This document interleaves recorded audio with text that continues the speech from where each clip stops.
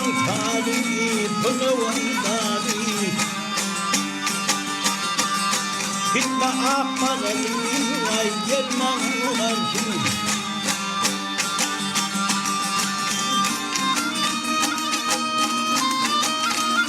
Hep altın kumuş demir Etcem şaylaylı yar Ak olun boynum ey yar Salman ular kimi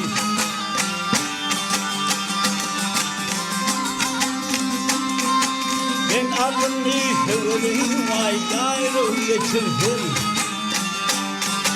Tutam aklım benim vay boynum tuturdum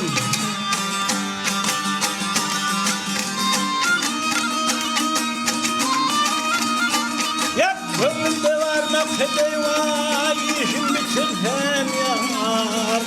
Sorsun devlerimden yar Balmam var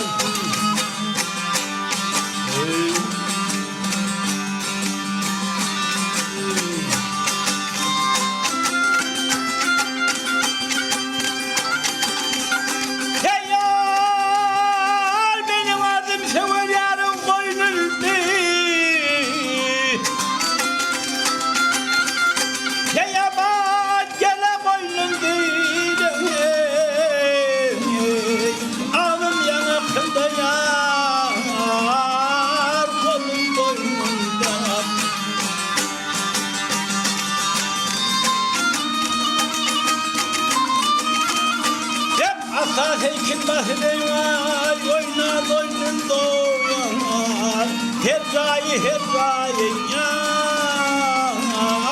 gelmem var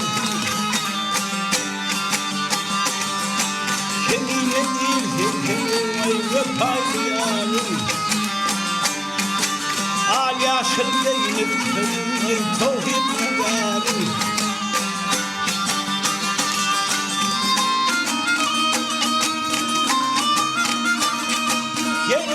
Şimdi ya ruhinin tirarem yar Kendeyli ben memnun yar Görmem var